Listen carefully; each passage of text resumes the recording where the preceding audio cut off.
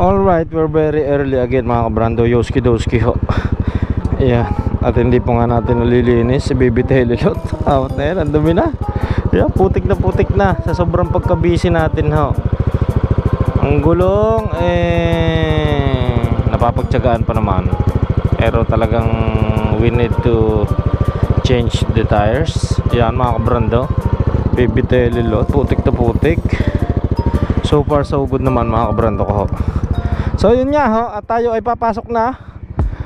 Napaaga naman ho tayo ngayon, kaya hindi tayo magra-rush. We don't need to rush.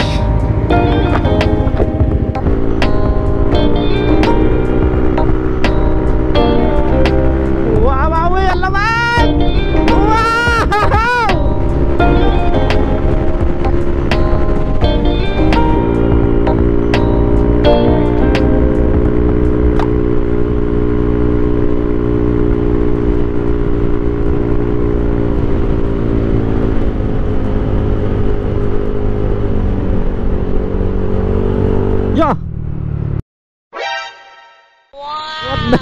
What is that? Ito ka isa yun, mo. Kamot. Wow. Ang ganda na sikat ng araw mga kabrando ko. Ayan o, ay nang po. That is nature. Napakaganda. Napakaganda na sikat ng araw mula sa silangan.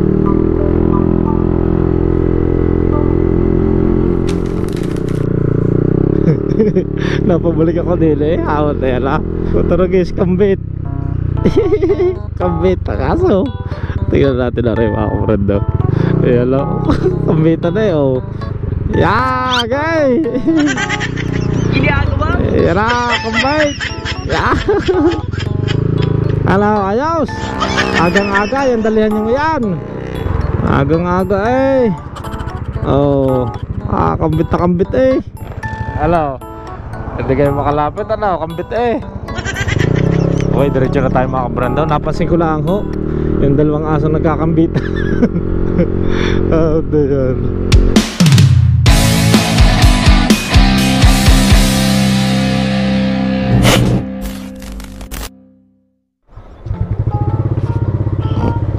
Alright mga kabrando, ayun nga ho, ginabi na tayo kahapon. Ay kaya are, panibagong araw na naman, panibagong pakikipagsapalaran na naman, panibagong bakbakan na naman sa daan. And then yan ang ating store. Okay, let's go. This is very good day. Pero kagabi umulan, kaya hindi rin tayo nakapag-vlog kagabi. Anong pag-uwi? Aba, ang lakas ng kidlat at saka ng kulog. Naulaan ka ako sa Tagaytay. Ay tama nga ang himanta. Naulan niya ho. Inaabot na tayo ng ulan, kaya hindi rin tayo nakapag-record. At hindi ko pa rin niya ho nadadaanan yung pagpapagawa natin. Yun ang signboard na iyan.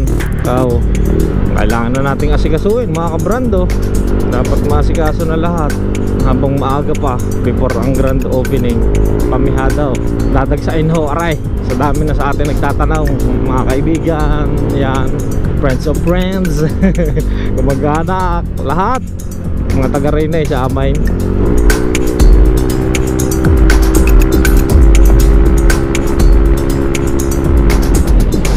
Kanina ho, pag-start ko kay baby Telelot, parang may naagasas na naman sa gilid. Napaisip tuloy ako, ano kaya na naman iyon, naawat na iyon. Ay baka maano na naman, makaluag na naman ang nut siya. Pero naisip ko rin parang belt, medyo maingay lang ang belt. Kanina may pumaraw sa atin doon sa baba, doon sa may malapit sa school, yung paahon na ay hindi natin maisakay dahil masyadong malapad ang aking bag, masyadong maumbok. Garni ho, maumbok na garni. Kaya hindi ho natin hindi natin naiangkas. Gantong oras din kahapon. Iyan, medyo natakluban laan ng ulap ngayon ang araw. Tama nga mga kabrando, ang pagod, isang tulog lang yan. Kung napapagod tayo, magpahinga, itulog. Yan, dahil nakakapag-recharge ang katawan natin.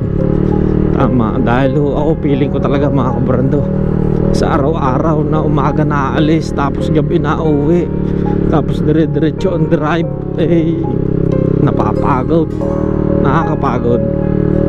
Pero kailangan pa rin natin para sa ating mga pinapangarap, para sa ating pamilya. Ayan, hindi maaari sumuko. Kaya yun, tama nga naman, itulog mo lang, ipahinga mo lang ang pagod, bukas wala na yan. Tama, ngayon naka-recharge na ulit tayo mga kabrando. Medyo, hindi pala medyo, goods na ho ang ating katawan. Nakatulog na tayo ng maayos. Kaya okay, harapin na uli natin ang panibagong pagsubok sa buhay ni Lord. Lord, I love you, Lord. Alam ko na siguro ang plano ni Lord sa akin. Parang naiisip ko na mga kabrando, ay parang siguro hindi ako inaalis kay Sir. Dahil kung may tatanong, kung hindi nyo may tatanong mga kabrando, ako ho ay 7 years na mahigit sa aking boss kay Sir. Ayun, tingin ko kaya hindi niya ako pinapaalis pa doon. Dahil gaya nga ho na sabi ko mga kabrando, si Lord lahat ang may gawa na mga bagay na nakikita natin sa bawat paligid. At saka tayo, ayan, kung walang Ebat Adan, wala tayo. Kung walang Lord, walang Ebat Adan. Ayun, siguro kaya hindi tayo inaalisan pa ng trabaho, or si Sir hindi pa niya kinukuha. Sa mga ugali hindi kahit matanda na si Sir, marami na siyang mga maintenance, pero kaya pa naman, malakas pa naman. Dahil nga hindi pa natin nakakamit ang ating minimiti sa buhay, ang ating tagumpay, maging stable. Ayan, siguro kaya hindi pa nga tayo pinapayagan ni Lord. Hindi muna kita aalisan, kabrando, ng trabaho. Bagkus mag-isip ka ng alternatibo or another source of income. Ayun, yun lang naisip ko mga kabrando. Siguro kaya hindi ako inaalis ni Lord pa kay Sir, dahil nga para mapagplanuhan ko pa ang future bago ako alisin niya doon, bago niya ako alisin doon ng pinaligtad lang.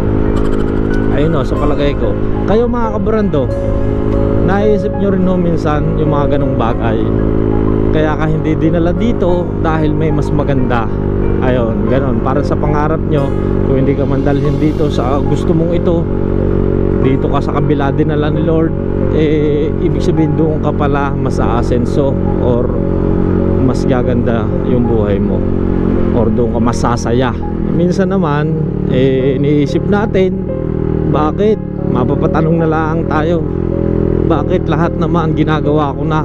Pero mga kabrando, naniniwala ako sa oras, sa timing. Basta si Lord lang ang sentro ng lahat, si Lord lamang. Magtiwala kayo.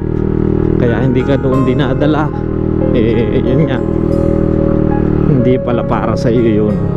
May ibang bagay na ibibigay si Lord na para sa iyo. Maniwala kayo sa timing. Kung matagal, talagang matagal. Walang mabilisan, matagal talaga ang proseso sa mga gusto mo or sa mga minimithi mo.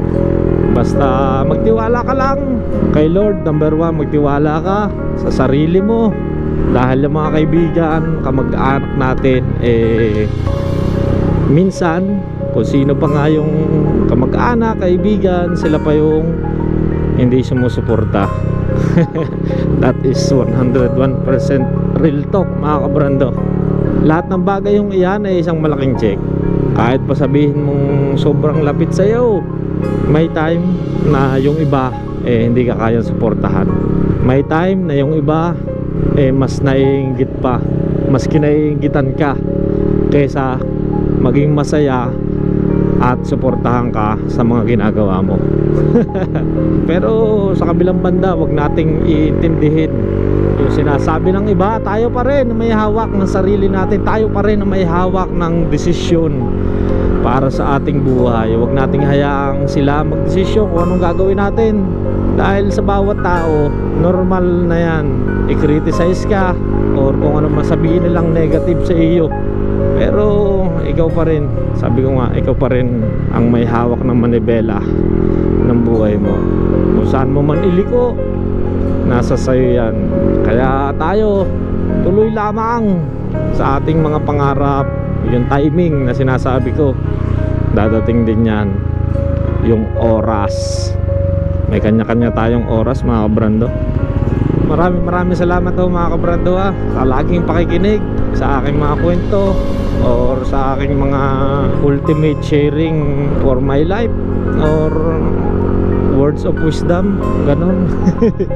At yun, maraming salamat, mga kabrando, ulit sa patuloy na pakikinig, pagsubaybay sa mga rides ni Kabrando, sa kwento, sa mga bakbakan. Yan, maraming salamat ho.